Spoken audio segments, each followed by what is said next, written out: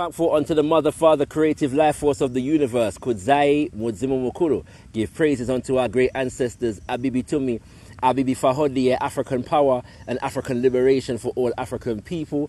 We are here in Ghana, and I'm going to be speaking to a very, very powerful organizer in our global African community. He goes by the name of Nana Kweku Ando. Greetings, Nana Kweku. Greetings, King. How's it going? It's good. First of all, let the people them know, where are we at the moment? Okay, we are in the Volta region in Ghana. Yep. On the banks of the Volta. Yep. Beautiful paradise. In the tropics, you know, where the Most High lives. Well, I can confirm that, Kings and Queens, you know what I'm saying? So the reason why we're talking to you today, Baba, is because you are involved in some work and activism around the issue of food sovereignty, yeah? Sure. Well, before we get into anything else, could you explain to our audience what is food sovereignty and why is that important as far as African people in this day and age? Okay. Thank you. First of all, yes, I definitely acknowledge that food sovereignty is one of the most important objectives of the African nation today.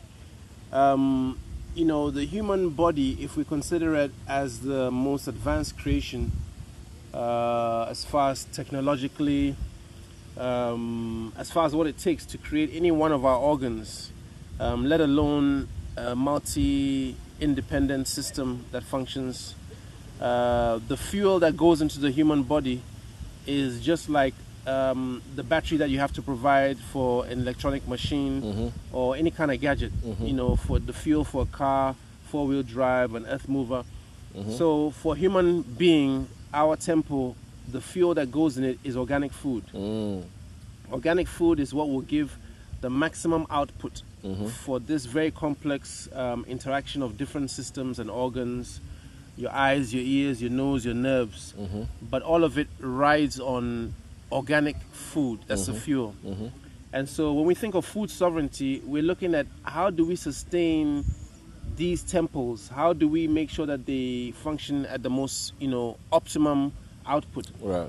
And you can only do that by eating the foods that you find in your natural surroundings. Right. You know, the Most High deliberately placed different foods in the surroundings of different beings. So that's the reason that people in Africa eat different foods from people in Europe and people in Asia and so on and so forth. So in Africa you find that the level of vitamin C in our fruits, the level of iron in our greens, you know, the calcium in our grains and seeds, these are the things that our bodies need to sustain. Right. So food sovereignty is about making sure that the African family is able to feed itself nutritiously. It's not about food security. Food security is simply the availability of food. Right. So in a country like Ghana, if someone is just trying to pay attention to food security, right, then when we have a warehouse full of rice from Vietnam, that's food security. Yeah. Whether it's 10 years old or whether it's been sprayed with chemicals to keep bugs off or whatever it is. But food sovereignty is about the choice of a people to eat what is nutritionally advantageous to their bodies. Right. And that comes back down to the individual communities. You know, generations have lived in these communities and have eaten certain foods that have benefited their bodies.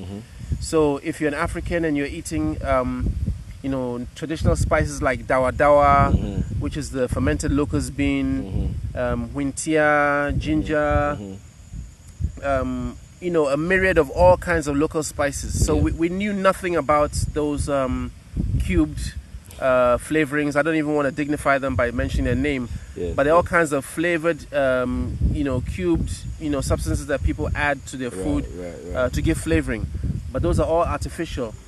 So that goes against food sovereignty, because food sovereignty is to empower the body. So we're talking about promoting the consumption of locally available vegetables and legumes, fruits and nuts and seeds and those kind of things. Okay, interesting. So give our people an idea of the current situation then. How food sovereign are we in Ghana and in Africa? Well, the fact is that we are in some serious dire straits when it comes to our food sovereignty, because you know the food systems in most African countries is a legacy of the colonial regime that existed, you know, in times past. So the way we eat is often a reflection of the borrowed behaviors and characteristics of our colonial masters. Yes. So we're eating foods that are not necessarily nutritious for the body, Right. but maybe fit into the profits agenda of certain companies. Right. Right. Maybe they're easier to transport. Okay. But we're not eating for our health anymore. You know, and I challenge every African to rethink what they understand as nutrition, because in our local communities, you know, you have people who come here and tell you that children in the north of Ghana are vitamin A deficient. Right. Right. And but you look at the kind of food that they eat in the rural settings, they are much more nutritious than the foods that people are eating in the cities. In the cities, right. So we have to encourage food sovereignty. We have to plant foods that grow best in these environments. Right.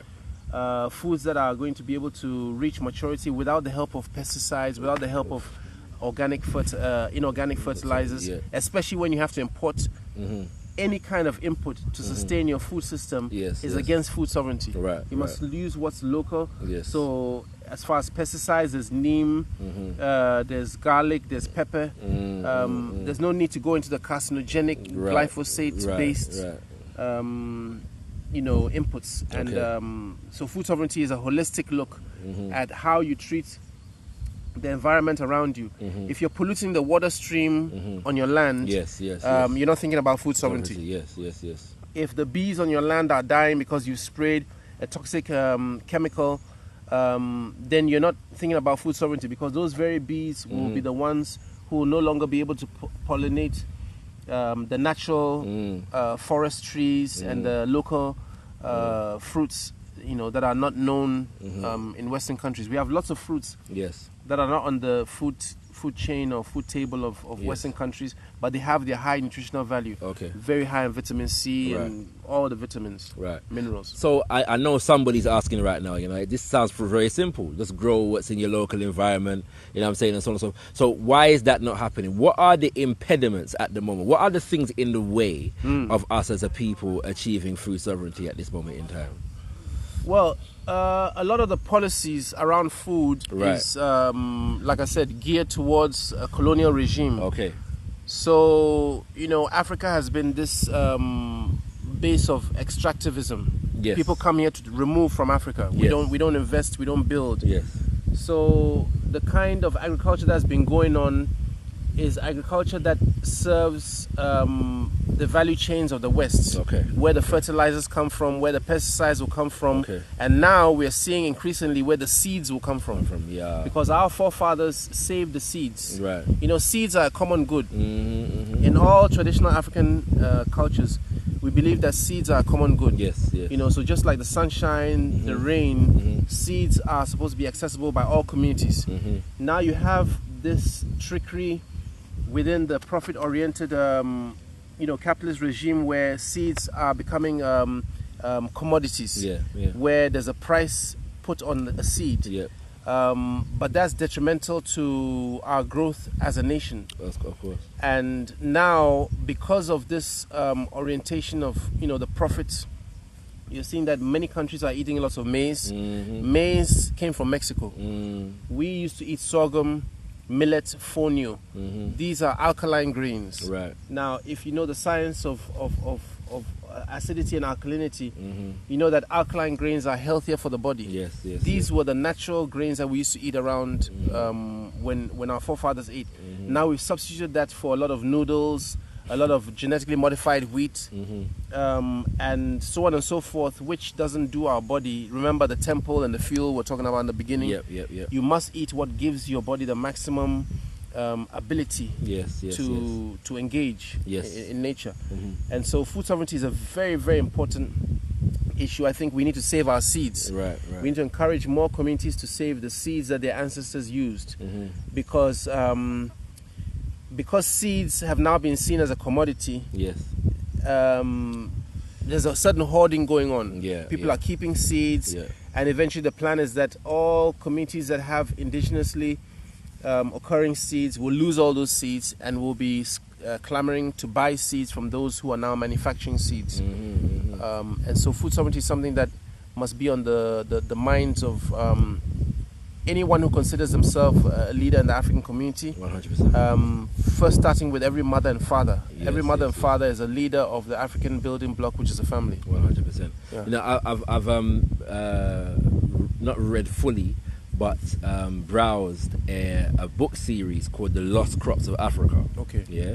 And they got I think it's 3 editions. One deals with grains, the other deals with fruits, and the other deals with vegetables. Sure. And they're just dealing with a lot of the crops that are naturally grown that are not being cultivated at the moment. Yeah. Generally speaking, because of most of the economies have been made into cash crop economies. Right.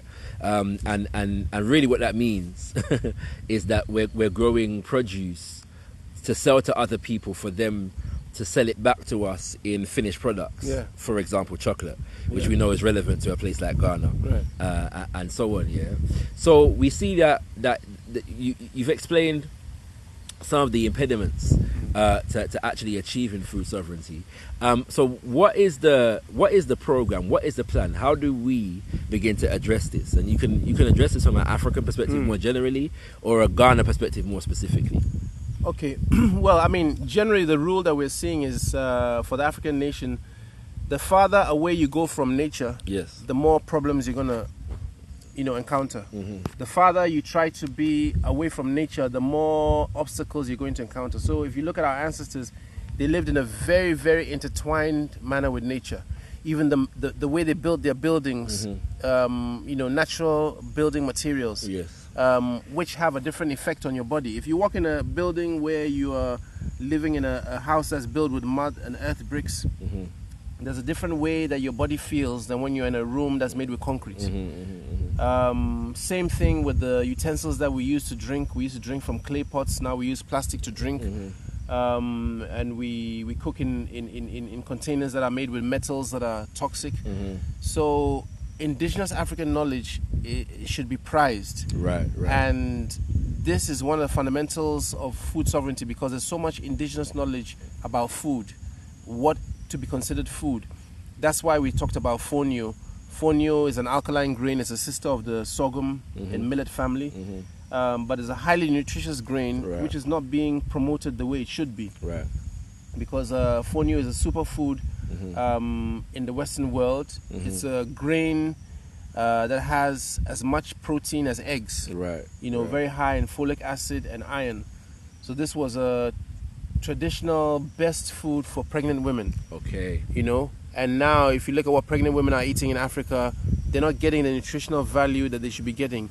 And these were knowledges that the old ladies in the community would make sure that a pregnant woman would have certain leaves in her soup, certain nuts and grains. And so food sovereignty is about the holistic caring of us as a nation. Okay, 100%. Yeah. So it seems to me that the fact that it's not happening, and if we begin to start promoting this, we would need to be able to institute some kind of policy around these things. Is this a thing whereby we need to be campaigning in relation to governments?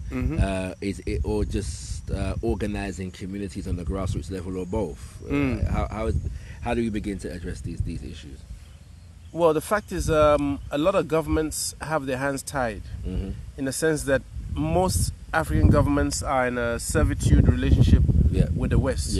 So their funding determines what they do. It's time for the African people to assert what it is they want. Every African that's living today has been ordained by the Most High. That's a higher authority than any authority you can meet on this planet. Any authority that issues visas, any authority that issues laws and so on. So what the Most High wanted for us is what we should try to seek to have. That's why we have to go back to the way we used to build naturally. That's why we have to eat what grows around us, so that you don't import food that has to come from a ship. That you don't wait for food to come on the high seas before it comes to you. And I think COVID exposed that, for certain countries, we saw that the source of our food comes from too far. So in Ghana, for instance, people are complaining about what's going on in Russia, Ukraine. That shouldn't matter for us. You know, if Russia and Ukraine have a problem with wheat, we have cassava that you can make wheat with. We have sorghum, we have millet. But it's policy. A policy is what determines what happens in a nation, and our policymakers seem to be in the pockets of the West. So we need more progressive indigenous Africans to realize what is going on and then to teach others. And you know, I think I'm preaching to the choir when I talk to people like you, but I know that you engage others. And that's how to get it done. They say growing your food is like printing your own money. You know, if you grow your own food, you're empowering yourself. And it's time that the African nation realizes that our palate is very unique. You know, we love our food. So you cannot switch what the African man and woman loves for what will just be convenient for profit.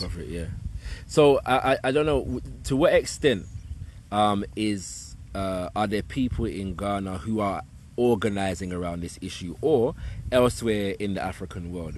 Are there good programs, initiatives, campaigns that are taking place at the moment, or do we need to begin to start them?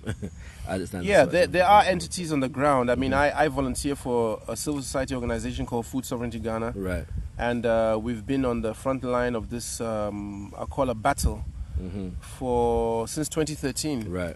And we are trying to influence the grassroots to appreciate the need to hold on to their foods. Most of our foods in the West are superfoods. You look at Bambara beans, you look at fonio, you look at amaranth. These are superfoods. You look at baobab powder, you look at moringa. So why is it that we're not eating these highly nutritious foods and we're substituting them for bleached rice and imported corn and so on and so forth? But it's time that the building block of the African family, the African man and woman, mother and father, start seeing what they need to do as a responsibility to their generations coming. You know, teach them, feed them food that will nutritiously make their bodies gain. Definitely. How can brothers and sisters who are interested get in touch with Food Sovereignty Ghana? Well, first of all, you can visit, we have a Facebook page, Food Sovereignty Ghana. We also have a website, www.foodsovereigntyghana.org. But get online, support us, don't believe the hype. You know, read and find out for yourselves. You must learn that we exist in what is the remnants of a colonial regime. This is a regime that never wanted you to be free, never wanted you to have the liberty and the dignity of what it means to be a full human being. So it's up to African mothers and fathers to start saving their own seeds, start growing your own background garden. Even if you live in an apartment, you can grow food in sandbags. You can grow food in boxes and bottles. So your salad things like your lettuce, your tomatoes, your spring onions, you can start that by yourself. But it's very, very important because we cannot rely on the West to feed us nutritiously. And there's something going on in the West right now where they're moving away from conventional type of food to like this factory grown food. You know, now you can buy in the supermarkets lab grown meat, which didn't come from an animal. How that meat was created, what kind of things were injected to make it is a whole nother story. So the farther you go away from nature, the more problems we're going to encounter. And I think food sovereignty is something that every single African leader should be concerned about. Unfortunately, at the top level, we are not getting the kind of support that we should be getting from stakeholders. At the African Union, I don't think they're taking the issue of food security seriously. You can see that they're also being influenced by those who fund them. And so it's going to come back to African people. Now, the Ghanaian cowpea is under threat. The Ghanaian cowpea is being ready to be commercially genetically modified. For those who are not aware, cowpeas, black-eyed peas, So black-eyed beans that make your wache, your tubani, that's the bean cake. Your rice and peas. Your rice and peas, your kose, which is a bean fritter. Red. These are all very delicious foods, but they're made with the cowpea. Very nutritious grain, and it's for a reason that they've directly targeted staple crop. and African mothers and fathers should say no. I know we had wache this morning. If that wache was made with GM cowpeas, you would see the difference. So I don't think you want to come to Ghana and taste... And taste GM wache. No, we don't want GM wache. They have plans to genetically modify the rice and the cowpea. Yeah. So we all have to get involved. Yes. Our policymakers, with the greatest of respect, don't have the allegiance that they need for this land. Yes. And so they owe their allegiance to other entities, and we must see that for what it is. All right, bye-bye. Well, no doubt we're going to have more conversations around this subject, yeah? So, but for now, we've given our viewers a taste of the issue, and so we thank you for giving of your time, yeah, to explain this issue to brothers and sisters. Kings and Queens, do feel free to check out Food Sovereignty Ghana and get involved and support the work and the campaigns of said institution, and we have to raise awareness about this around the African world, because there are no places, and if any, very few, whereby we can actually claim to be food sovereign. Remembering that what Baba has said about the difference between food sovereignty and food security. Yeah, you know what I'm saying? They're not necessarily the same thing, okay? And so it's a global African issue for which we have to find global African solutions. So thank you very much, Nana Kweku. And it's not going to be the last time we see you on Gotkush TV. Abim Fahodie, African power for all African people. Peace.